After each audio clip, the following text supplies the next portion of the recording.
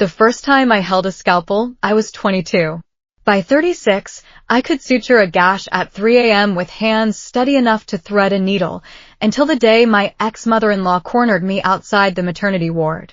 Carol Bishop's smile was the kind that slammed shut, not opened, polished, performative, and loud enough to carry across the nurse's station. She planted herself in my path, eyeing my wrinkled scrubs like I'd tracked mud into her perfect world.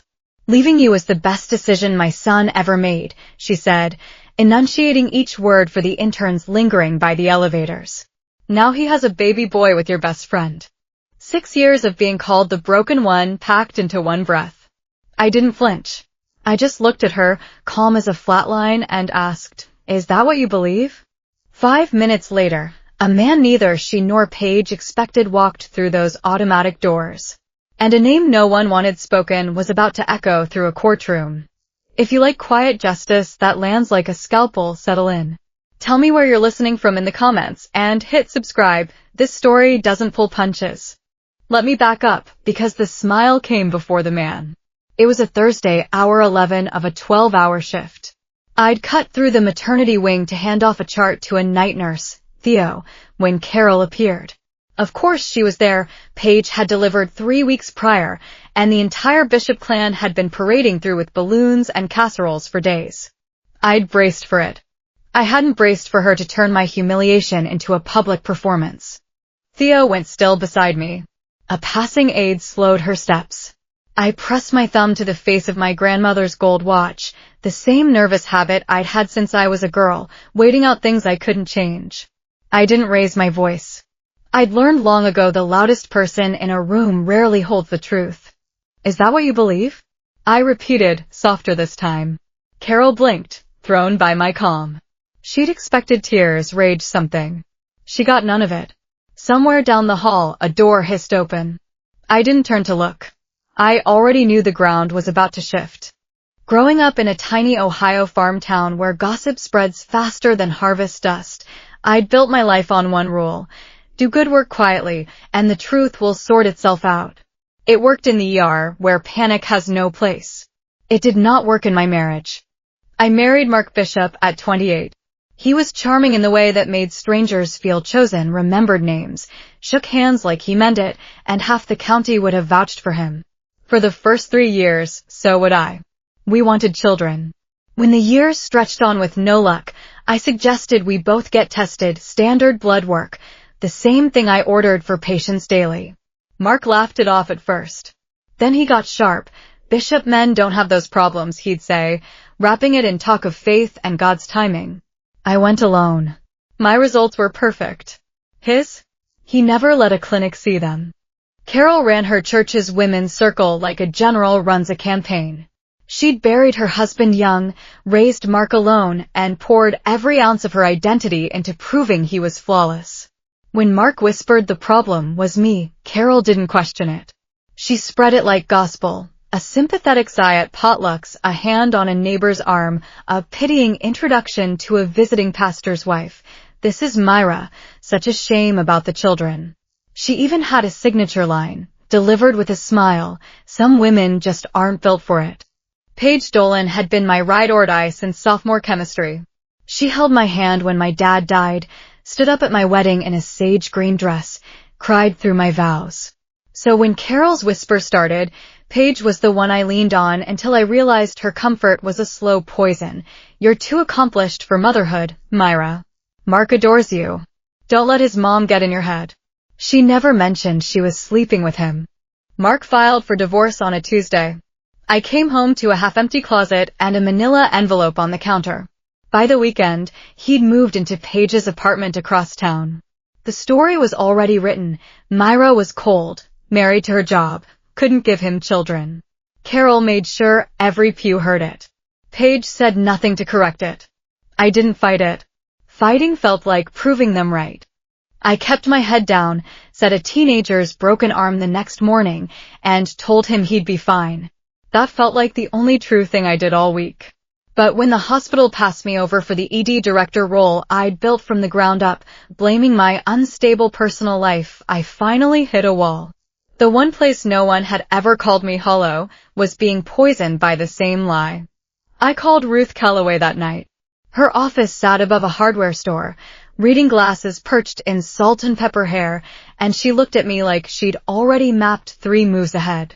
Silence isn't a virtue when it's costing you your career, she said. Make them prove what they're saying. We filed the defamation suit that fall. Carol called me vengeful, godless, cruel. Mark and Paige stayed quiet. Then Paige texted me out of the blue a week later. Please stop. Think about the baby. The baby. The one Carol bragged about in that hospital hallway. The one Mark paraded as proof of his manhood. Why would Paige, who'd won the husband and the house, be terrified of a lawsuit about my reputation? People who beg you to stop digging usually know what's in the ground. Mark's lawyer doubled down in his response, that infertility was all mine, medical fact. Ruth smiled. To prove that, they have to show us his records. We filed a motion to compel. The judge granted it, with limits. When Ruth slid the single page across her desk a week later, the diagnosis was a word I'd written on charts 100 times, azoospermia. No viable sperm. 7 years ago. The same week Mark came home from a routine physical and shut down every conversation about kids for good. I sat very still. For 6 years, I'd been the broken one. The man who let an entire town believe that had known the truth the whole time. Then the second shoe dropped. Genetic testing in the related custody case didn't list Mark as the biological father of Paige's baby boy. The math was brutal. A man with that diagnosis almost never fathers a child naturally. The child Mark was showing off to the world wasn't his. And Paige knew it, which explained her midnight text, her desperation to keep the truth buried. That's when Daniel Reyes walked into the maternity ward. Paige had ghosted him when she chose Mark, never told him she was pregnant, never breathed a word about a due date. But the timing hadn't sat right with him. He'd asked quiet questions, and that morning, a mutual friend let slip the hospital and date. He came to see the child he suspected was his.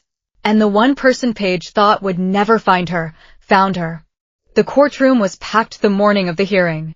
Carol sat ramrod straight in the second row, Mark pale in a suit that didn't fit. Ruth didn't raise her voice once. She laid it out, Carol's lies, the lost promotion, Mark's diagnosis, the paternity results. Mark shot to his feet. You can't, the judge told him to sit. Carol's face crumpled. Some women just aren't built for it, she sobbed, pointing at me. I stood slowly.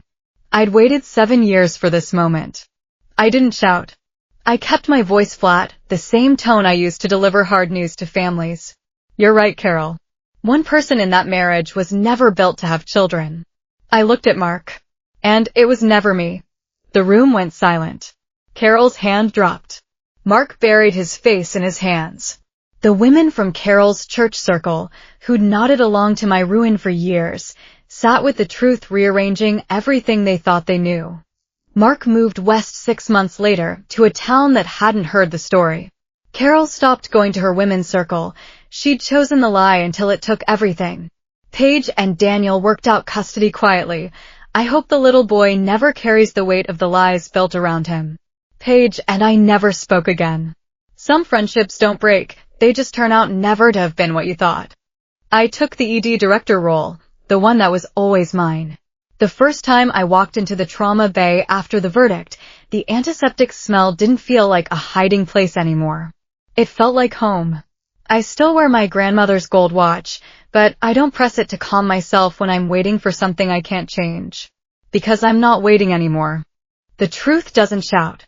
It doesn't chase. It just waits for you to stop being afraid to say it out loud.